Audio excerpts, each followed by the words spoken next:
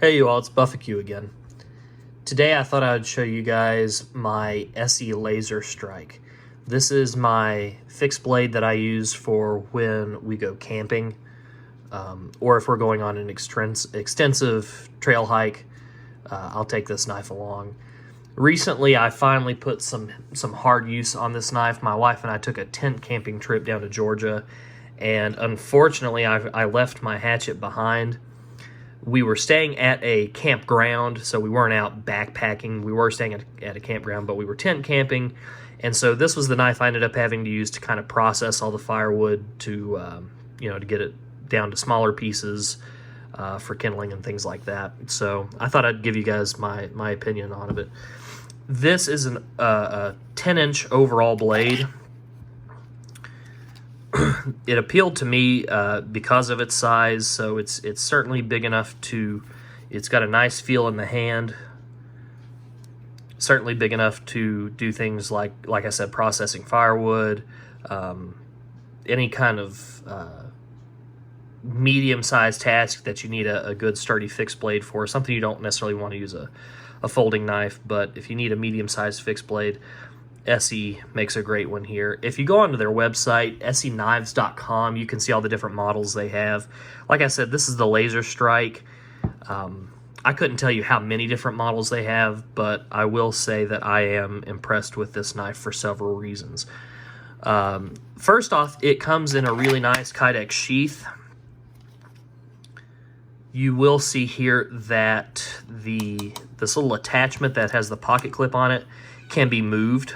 All right, so if you'd like to carry the knife higher or lower on your hip, you can adjust this up and down so you get different depths of carry. Sorry, you can probably hear one of the little cats is in here making some noise. Anyway, so it's got repositionable belt clip, nice kydex sheath. This little guy over here is a tensioner, so you can increase or decrease the amount of tension that the kydex has on the actual blade. So if you want it to really be locked into that sheath, you can move that all the way up, and it's quite hard to get it out. I leave it all the way down just because the sheath already has a great amount of tension. I've never been able to just shake the knife out of the sheath. It locks in there quite well. The knife comes with this little washer you see down here. I'm just using a little piece of paracord to hold it on there. The washer has a couple of purposes, and I'll show you now what that is. The scales, the micarta scales on this knife come off, and inside of the handle you have a little fire starter. So Esee has given you a ferrocerium fire starting flint and little tinder tabs that are inside of the handle here. Now I'm not going to take the washer off right now to show you, but if you want to, you can use that washer, and it works on these little flathead screws. So you use your washer, you go ahead and loosen the screws. I will say that if you're planning on actually using the little ferrocerium rod that comes in this, you're not going to want to have these screws real tight, just because it's really hard to loosen them if all you're using is that little washer. I'll go ahead and jump ahead and tell you, I don't use the little fire starting kit inside of this knife, so I get these screws really tight. So anyway, you go ahead, take these off. Oops, that one's still on there.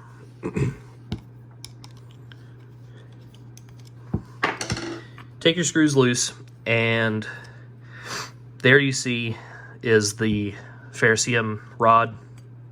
Okay, not a very beefy size ferrocerium rod. Better than nothing, but that's what that looks like. And then down inside you can see here are the little tinder tabs. Okay, mine are stuck in there pretty good because, again, not something I'm going to use. So there they are. You can take them out if you need to.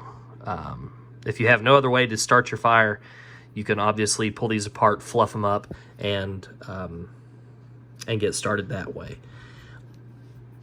I think it's a cool idea that they give you this, because You definitely feel like you've got a real survival knife with the ability to kind of get a fire starter with that.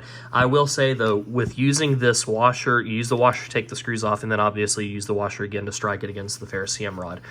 I have just messed around with it just to see how good of a spark you get off of it. It's better than you think it's going to be. I'll say that. It's not great. It's certainly not going to stand up to an actual, you know, one of the big, like, little rectangular ferrocerium rods you can get at an outdoor store. It's not as good as that, but for what this is, it's pretty good. Okay, so I'll put the grips back on here.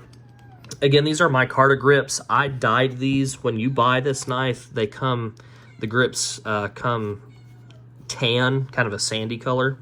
I dyed them kind of a darker green just because I like the way it looked. I don't know how well it's showing up on the video here. On the video, it kind of looks, they still look tan, but they are a darker green.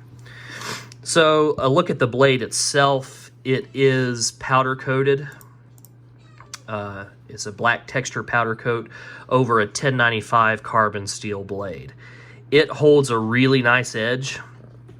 But I will say something I have noticed. Sorry again, guys, the cat's trying to make his way into the video. If you don't take care of the blade, it will rust up on you. Even though it's powder coated, the edge of that blade, okay, the part that is obviously exposed, it will start to rust. So you want to really make sure that you maintain your knife well. It's not going to be one that you could just leave out in the weather and never see a problem. Like, it's not in any kind of a specialty high polished steel. It's nothing like H1 or anything like that. Okay, so what else can I tell you? Yeah, they're US made knives. Again, that website is eseeknives.com. You can go on there and see if you're looking for just a basic camp knife like I was. This is something that fits the bill. You've got a nice lanyard hole on one end, so if you want to attach some kind of a high visibility paracord, you could do that. I will say, one night when we were having a campfire, I'd been working off of the tailgate of my pickup, processing some of the firewood. At some point, I laid this down in the gravel right next to the fire ring, and for, I don't know, 10 or 20 seconds, I lost it. It was hard to see. The coated blade, darker handles, so you might want to put you something on there so if you lay it down at night, you're not going to lose it. But anyway, the weight on this, that's something I wanted to mention. It's 9.5 ounces, so it's not a light blade. For a fixed blade, for something you're going to use to, like I was saying, process firewood, you don't want something lightweight. You know, you're going to want something more substantial that you know you're not going to have any kind of bending or warping on. And obviously, this blade has stayed absolutely true after using and not seeing any kind of defects or flaws, no bending, no warping in the steel, the blade. Everything's still quite good. You can see the blade is kind of marked up. It looks like it's got use on it, and that's just kind of the way it's going to stay. It's a tool, it's a work item, so it's going to kind of keep some age on it. So just an impressive product by Esee. This again is the Laser Strike. Really like this model. If you've been considering one, I can speak highly for it. Again, the sheath, good lockup, carries easy on the hip, or you know, if you're backpacking, this would lace up real nice on a backpack, and quite a bit of capability out of the Esee Laser Strike. Really like this knife. So let me know what you think, guys. Hope you found this video helpful. Hope you guys have a great day. Hope you're all doing well, and keep watching for more content. We'll see you guys next time.